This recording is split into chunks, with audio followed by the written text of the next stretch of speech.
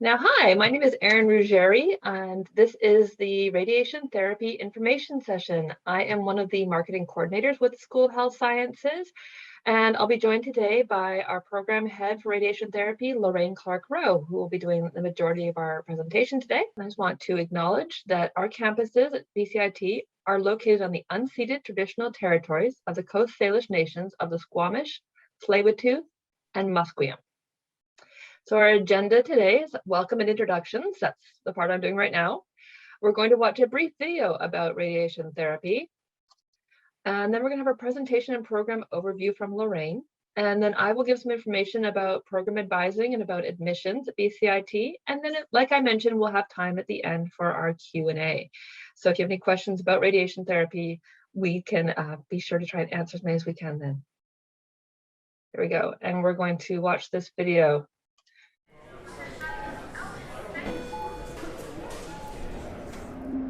So the most rewarding thing about my job is the satisfaction that I gain from taking care of my patients.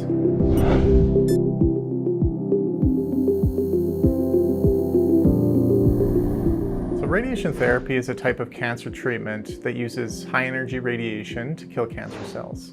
It can be delivered from outside the body. This is called external beam radiation therapy. Or it can be delivered from the inside using radioactive seeds, and this is called brachytherapy. We operate machines that are called linear accelerators or CT scanners, and these help with the planning and the delivery of the radiation treatments.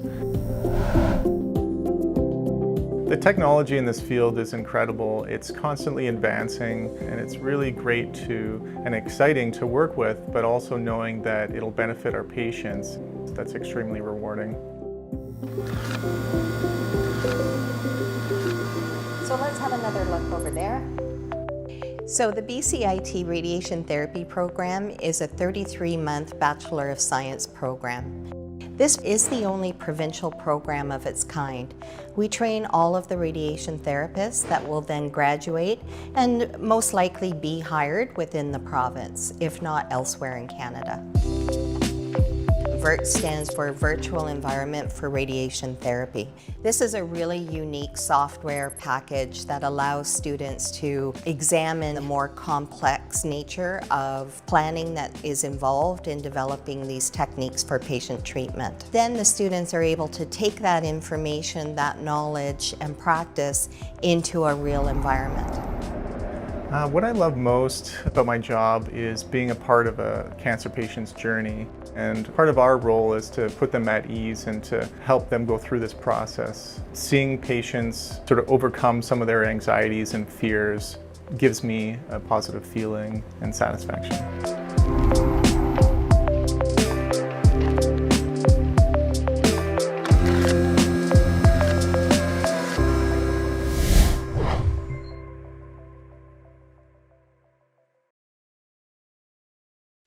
Lorraine, did you want to start from here? Yes, thank you. And thanks everyone for joining us today. So I'm going to give you a brief overview of the profession, radiation therapy, and also the program. So if you aspire to become a radiation therapist, BCIT is the place to do that. So next slide, please. So as a radiation therapist, we work with patients throughout their treatment journey. So when we first see our patients, we plan their specific treatment. It's very individualized. And then we have our patients on treatment for a number of weeks. And typically, our patients could have anywhere between 4 to 5 or 6, 7 weeks on treatment. So we really do get to know our patients. So as a radiation therapist, then we image our patients to establish the target area. So that would be the tumor site, or if they've had surgery, then it's the area that needs radiation therapy after the surgery.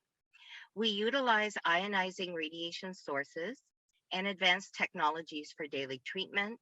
So again, we do get to see our patients on a daily basis, Monday to Friday. We don't work on weekends or stats.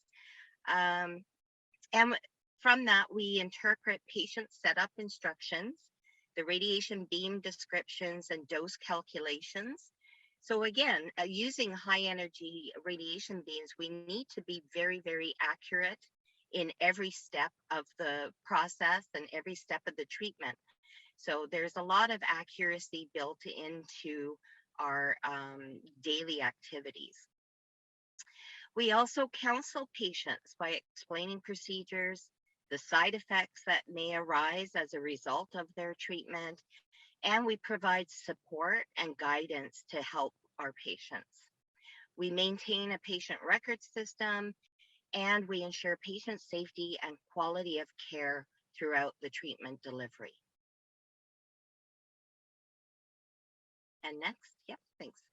So why would you want to consider radiation therapy as a career choice?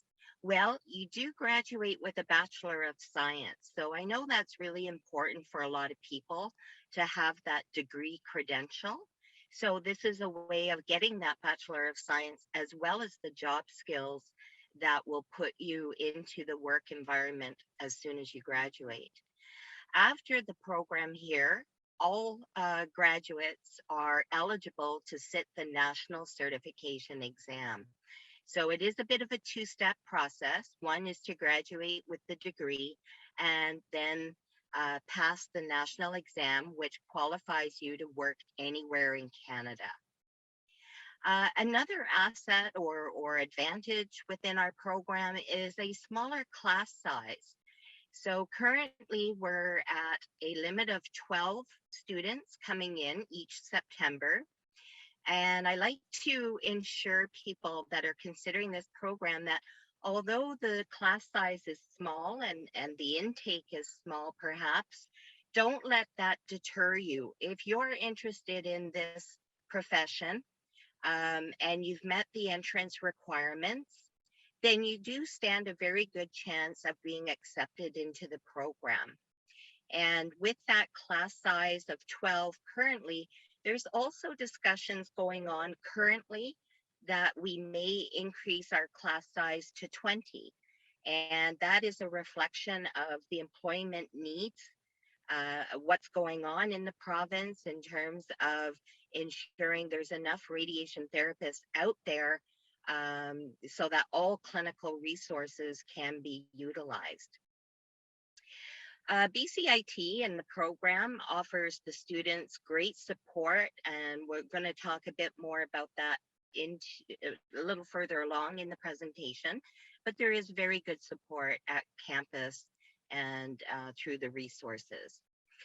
We also have instructors that are experts in their field. So we have the radiation therapy instructors, and we also have other faculty that will teach some of the core courses such as anatomy and physiology, communications, statistics.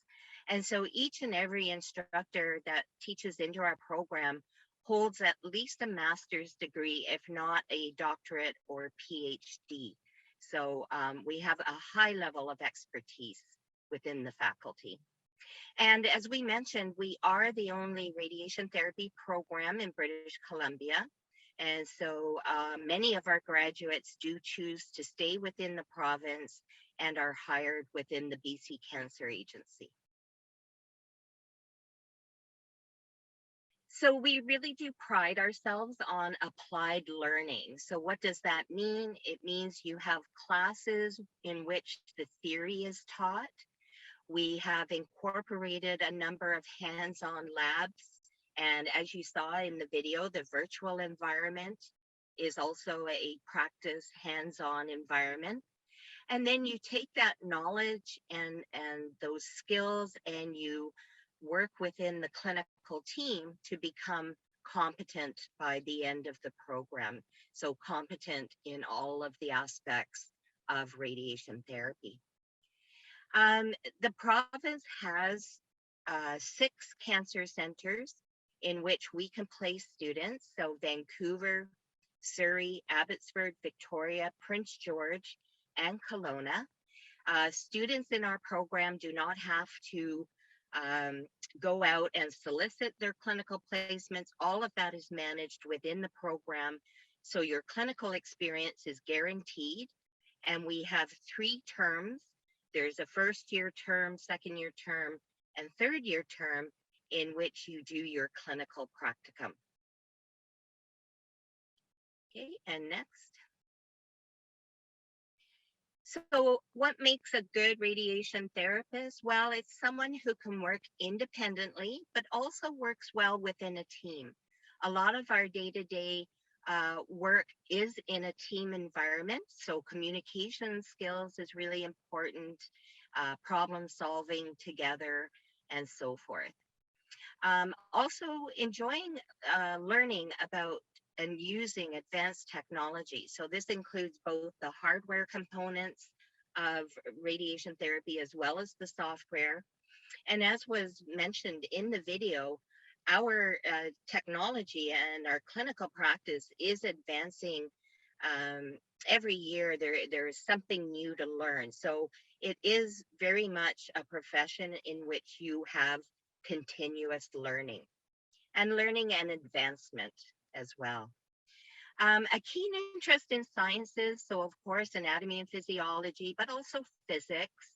And that's why we have such a strong entrance requirement in that area of study with physics, because it's a very important aspect of the theory and the practice.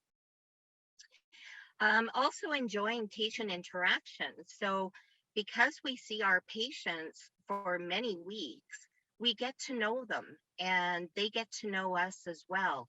And for many therapists, that is the most important aspect and beneficial aspect of this profession, is really getting to know your patients.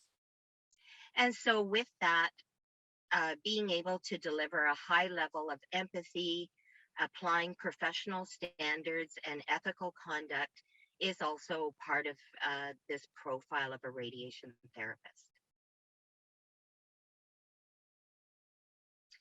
So if you're applying to the program, what makes you a strong applicant? Having that solid academic background, many of our students do come into the program with a bachelor's degree already. That's not a requirement, and it's not necessarily an advantage either. What we're looking for is that academic success in the entrance requirements that we've asked for on the website. Also, the volunteer commitment or healthcare work experience, that is partly to ensure that as an applicant, you know that this is an area of work that you want to be involved with. The asterisk there is, of course, because of COVID, we've loosened that requirement of healthcare volunteer work or work experience. We will also accept retail or similar experience that has put you in with the public. So what we're looking for there is really around communications, dealing with people. Sometimes that can be stressful. So any experience that has added to that background is important. Someone who then demonstrates people skills and teamwork, of course, showing empathy and strong communication skills, and has an aptitude for technology, enjoys continuous learning and taking on new challenges.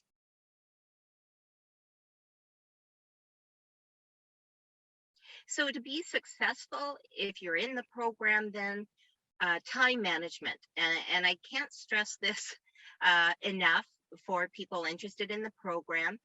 And BCIT as a educational institution is known for the workload. So it is quite a heavy workload when you're on campus. So you have about 28 scheduled hours per week, which would be during the academic terms, as well as you need to take into consideration homework and perhaps group projects and things that require you to work together after hours. And then when you're out in the clinical terms, that really is a 40-hour week. So it's a full-time job Typically, it's an 8 to 4 day, Monday to Friday. Again, we don't work weekends or stat holidays, but you have to take that into consideration in balancing your life with other commitments and friends and family and all of that. So time management is very important. And then with that, a willingness to ask for help. Again, it goes back to having this smaller class size where the instructors get to know the students very well. We're all on a first name basis. So if a student is struggling, we really do encourage them to reach out, go to office hours, get that extra support from the instructors. And they're also very willing to help the students. And then initiative, teamwork again is important, and critical thinking skills, computer literacy, and also excellent physical and emotional health. It is a very active environment when you're out in clinical. It's very busy, and it can be stressful. So having those mechanisms and strategies in place allows you to be at your best, both physically and emotionally.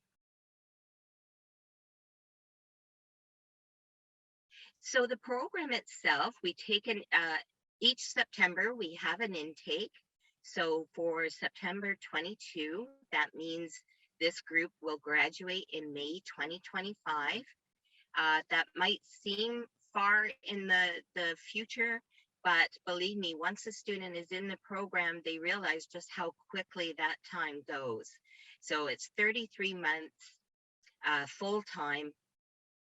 The program focuses curriculum on radiation therapy practice, but because we are a degree, we also have a strong research component, as well as courses for leadership and management as well. So you get a very well-rounded education that goes beyond just radiation therapy, and it really does set you up for any future ambitions that you might have after you graduate.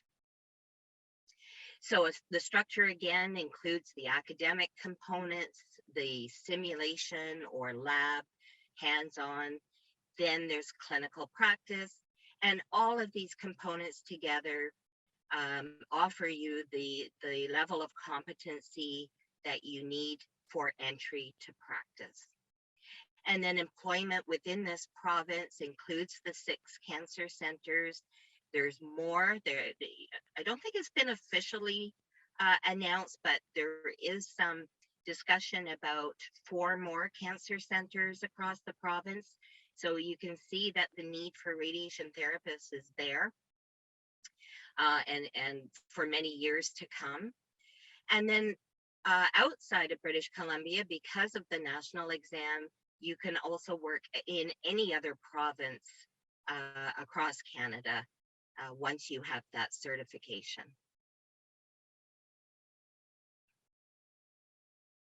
So once you graduate and you've got your foot in the door, you're working as a radiation therapist and thinking about career growth, then you can look towards becoming a supervisor or manager of the department. You might be interested in going into the education stream of things and clinical teaching or didactic teaching. There's also advancement into research and working within clinical trials or within specialty and advanced practice in radiation therapy. So each advancement or stream that I've just mentioned would require further credentialing, whether it's specialized courses or perhaps a master's degree. But many of our graduates have done that. They've done extra credentials, extra education, and they've taken on these roles within a very short period of time after graduation as well.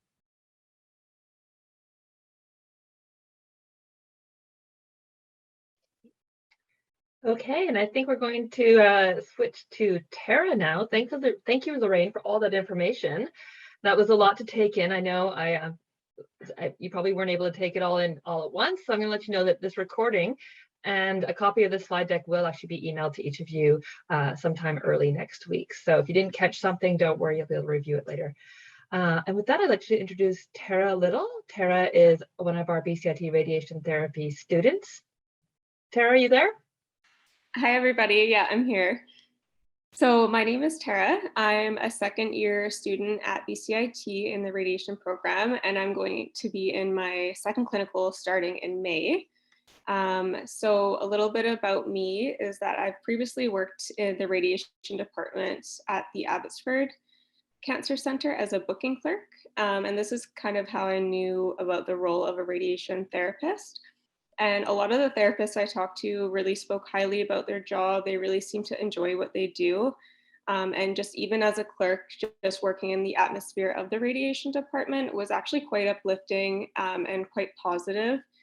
Like we would do potlucks all the time pre-COVID, and it was just a great place to come into work, and everyone really just seemed to have a good morale. And so for a long time, I couldn't decide what I wanted to go back to school for. I was kind of debating like nursing or imaging, just something in the healthcare field. And I finally decided to do the radiation program, just because there was a really great mix of like innovative technology, a lot of teamwork, patient care, and just room for growth. Like Lorraine was saying, after you graduate, there's just kind of different options. You can either stay as an RT, but if you're someone that doesn't like to be stagnant for too long and you enjoy a challenge or something new, there is room for growth there. And then the job itself, I find, has that opportunity as well. Just as being a radiation therapist, there's a lot of problem solving and just daily interaction with patients that can be very rewarding. And so for the program itself, a big reason of why I chose the radiation therapy program is how it was laid out. So I really enjoyed that it was just a 2.5-year program that kind of switched back and forth between class structure and then hands-on learning.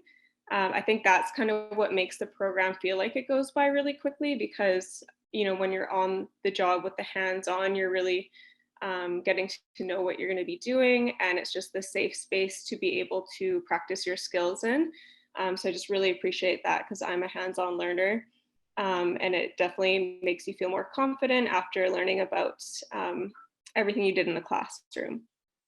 And then I also really like that right now we have a small class, and so I've gotten to know my classmates really well, and we're all just very supportive of each other, and same with our instructors. Because it's such a small class, I feel this kind of sense of support from our instructors. Like they really reach out, make sure that we're all staying on top of things, and that we have the tools we need to succeed.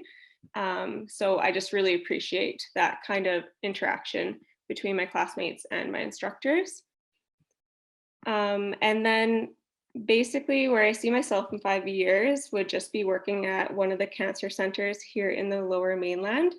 Hopefully getting full-time work by that point, or perhaps looking into different areas of the radiation therapy field, or going back for my master's or something like that. And yeah, just again, I really appreciate that there is room for growth if that is something you were wanting to look into. Otherwise, the job itself of a radiation therapist is very rewarding, and very interactive and growing in itself. So yeah. Thank you, Tara. That was great to hear. We're excited for what you do for your final year and where you go with things. So now I am going to talk about some of the admissions details. So now that we've hopefully piqued your interest about radiation therapy, how do you go about getting into the program? So as Lorraine mentioned, we have our classes start in September. So we have one intake a year. Every September, we have students come in. So the application period is open from October 1st until May 28th. So you do have right until May 28th to get your application in. There's no real advantage to getting your application in early. We don't do like a first come, first serve. It is competitive entry. So we gather all the applications together and we do things from there. So you have until May 28th to get everything in order and apply if you're looking to come this September. or future Septembers as well. So the application steps. So everything is done online now at BCIT. You don't need to do any of the paper-based methods of doing things. So first you would go on our website and review the requirements and application dates. So if you just type in BCIT radiation therapy, you'll come up with our program website, review all these steps there, make sure you've got everything together, convert all your documents to PDF files, and then you'll need to complete CASPR and a letter of reference and a mandatory questionnaire. CASPR is an online personality moral situation test that is done outside BCIT. I think Lorraine might want to unmute and say a bit about CASPR. Is that right, Lorraine? Yes, just to Yes. Sign up earlier rather than later. They do offer a limited number of dates in order to do the CASPR assessment. It's not just for radiation therapy. There's many programs that use this method of assessment. So check it out, and if you're making an application, make sure you sign up for CASPR as well. Yes, and CASPR is not something you can really study for. It's not a skills question. So you do need to go on their website ahead of time and really look through their resources. They have some great resources on how to prepare. And they also have a practice test on there that you can take a look at too that really helps out. So once you've got all that, you apply online at bcit.ca. And here we are, the specific entrance requirements for radiation therapy. Now, the thing at BCIT is that each program, how did that happen? Each program has slightly different entrance requirements. So these are the ones specific to radiation therapy. And again, these are also listed on our website. And if there's any discrepancy between this slide and our website is the one to follow. So you do need to have good English skills, 2 years of full-time education in English in an English-speaking country. You need to have at least 73% in English Studies 12, 73% or higher in Anatomy and Physiology 12, and 67% or higher in Physics 12. Now, if you didn't take these when you were in high school, you can always go through your local continuing education department in your local school district and upgrade those courses there. They also, I think, have challenge exams for some of these. As well, post-secondary education, at least 1 year of university level academics, 30 credits, with a minimum grade of 60%. And that needs to include 6 credits of math, 6 credits of physics, 3 credits of English, and 6 credits of general education. Now, if you have any questions about specific courses on that, again, do look at our website. And then, as we mentioned before, CASPR, letter of reference, mandatory applicant questionnaire. On the side here, we need to note that, as I said, it was a competitive entry program. So preference will be given to applicants who have further biology credits or academic grades above the minimum. Requirements, we do suggest that they're completed within the last 5 years so that that information is still fresh in your mind. Related experience is always an asset, and so are additional post-secondary academic courses. So we told you all the things that you need to do, but now how to get them. So for your transcripts and documents, again, you're uploading digital copies. Please do not mail hard copies of your transcripts to our admissions department unless there's really extenuating circumstances. We do prefer digital copies. So your options are to scan or take a picture of your official printed transcript and then upload that. Or you can always download your digital transcript from your school, your previous schools, and upload that. If you have taken BCIT courses before at BCIT, we do not need a transcript for those courses as those are already on file here at BCIT. So once we have all your documents on our end, what do we do? Well, our admissions department reviews the applications to ensure that you've met the requirements. So goes through, make sure you've met all the minimum requirements. And then admissions forwards those completed applications to the radiation therapy department. So after the application deadline date, the radiation therapy department will shortlist and select their applicants. Admissions will send the acceptance letter, and then students will be required to pay the commitment fee to secure their spot. Now, important to note that we The radiation therapy department does not review and select their shortlist until after the application deadline date. So again, if you applied in October, don't expect to hear an answer and a final decision before the application deadline date, before all the other applications are in. So it does take a bit of time to process once that date is passed. So hopefully at this point in the process, you've now been accepted to BCIT. So how do we support your success once you're here? We really want you to value your time at BCIT, enjoy yourself as you're learning, and have the skills needed to kind of stay on top of everything while you're here. So I just want to go through a few different supports that we offer at BCIT. The first listed on this slide is Indigenous initiatives. So if you are an Indigenous student, this department offers a welcoming gathering place, peer mentorship program, and information on Indigenous funding. Another funding thing, student financial aid and awards. So if you have questions about how to fund your education, you want to talk to our student financial aid and awards department. They have information on awards and bursaries and how to apply for loans. And one award I do want to mention is our President's Entrance Award. It's not a very well known award, so that's why I'm telling you guys about it, so you maybe have a chance to apply for it and maybe get some money there. It's based not only on academic achievement, but also on community involvement. So that's something you might want to look at. Thirdly, accessibility services. If you have a permanent or temporary disability that requires that you might need some accommodations to be successful in your program or your courses, you can contact accessibility services. Student health services as a great resource. We have a full service student health clinic right on campus, the same as any kind of medical clinic you'd see in your community. And there's a doctor on staff, there's a nurse on staff. So if you need an appointment and can't get in with your GP or your neighborhood clinic, or you're on campus and just don't have that much time, it's a great resource. We find it really handy to have here on campus. Counseling and student development, again, they're located right beside Student Health Services in our SC16 building. And they have full-time counselors on staff. So if you need help with anything that's related to your mental emotional well-being, you can contact counseling and student development. And finally on this slide, recreation services for your physical well-being. We have a full gym on campus. We have intramurals, fitness classes.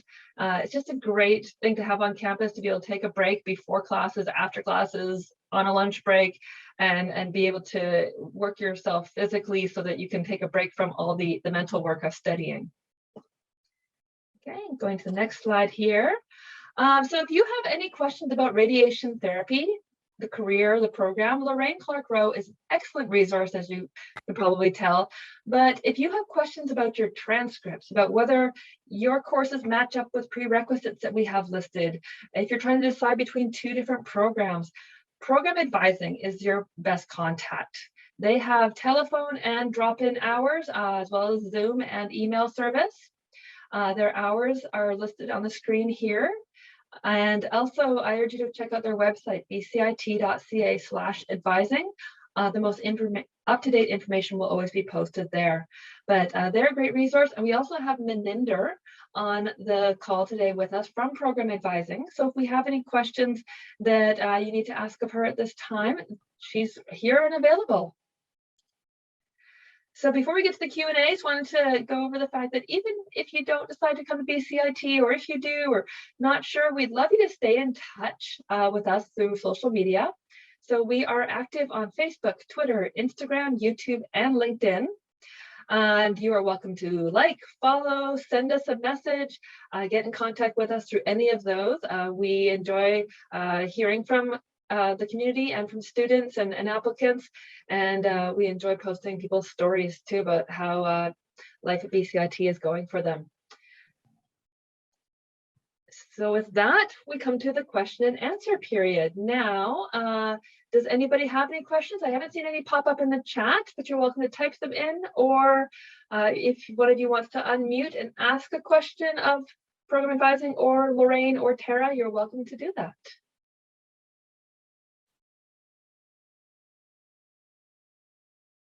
Or Lorraine, did you have any information to add as we wait for someone to? Just reiterate that it is a good time to consider radiation therapy as a career choice.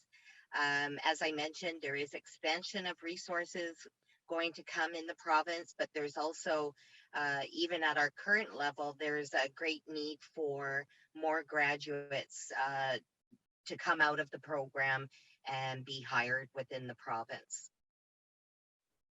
Great. Maninder, I see a question here in the chat that you might answer. Definitely. So a question about going over an application to make it more competitive, and if we would recommend booking an appointment instead of a phone call. Really, either works. The information that we're going to provide you over the telephone, essentially the same information we'll deliver either in a virtual Zoom appointment, or you can do drop-in into the office as well. Now we are offering that service once a week. So whatever's convenient for you. We've met with Lorraine. We meet sort of either annually or every 2 years with the program areas to get details on what they're looking for successful applicants. And so definitely we can help you with this. And so use whichever service is most convenient for you. We always say if you have a question that's time sensitive, definitely give us a call, because we offer that service 4 days a week instead of sending us an email. Thanks, Maninder. You're welcome. Does anyone else have any other questions for us? I know we gave a lot of information this today. I was going to say this morning, but it's really not morning anymore, is it? So again, we will be sending you a copy of this PDF, a slide deck in PDF, and we'll also be sending you a Zoom recording of this. And we'll probably send it early to mid next week once we get everything rendered and set up. Another question, Lorraine or Maninder, how many applications do we normally get? Yeah, so we typically get about 1.5 to 2 applicants for each seat. And that's why it is somewhat competitive to get into the program. But again, don't let that deter you, because if you have those entrance requirements, you've got that strong academic background and some related work experience, and you've done Casper, then you do have a good chance of being accepted. So yeah, don't let the numbers put you off. And I just wanted to add a little bit to Casper. There, you can go on and have a look at the available dates. There are sometimes various dates that are available for Casper, so they could start as early as the fall and go into the new year. And so definitely have a look ahead of time to get an understanding of what dates are available and which particular date works with your schedule. A question we often get asked is, can I do the Casper again? And you can only write the Casper once in an application cycle. So Casper introduces a new exam every September, and the results of that exam, so the time that you write it, are going to be valid until the end of August.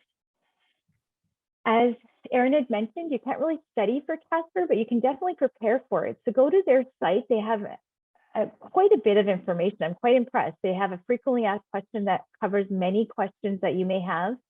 They also give you an understanding of the types of questions that will be asked. And my understanding is once you're registered to do the test, you can also access a sample test as well. So prepare as best as possible. Taryn has a question. Oh, sorry, I go was ahead. just going to add there to the Casper. So when you do register and you have your date and your time, just take note that it's Eastern time. They're based in Ontario, so make that adjustment for Pacific time. That's good to point out. Thanks, Lorraine. Yeah. You don't want to be caught by that. Taryn has a question in the chat that Lorraine, I think you can answer. Do students continue to work jobs while in this program? And if so, how many hours would you say is manageable while in the program? That's a great question. That is a great question. Yes, students do maintain part-time work hours. It just adds to the busyness of their weeks. If I had it my way, I would say don't work, just focus on studies and clinical. but the reality is many students do need to work and have that income coming in.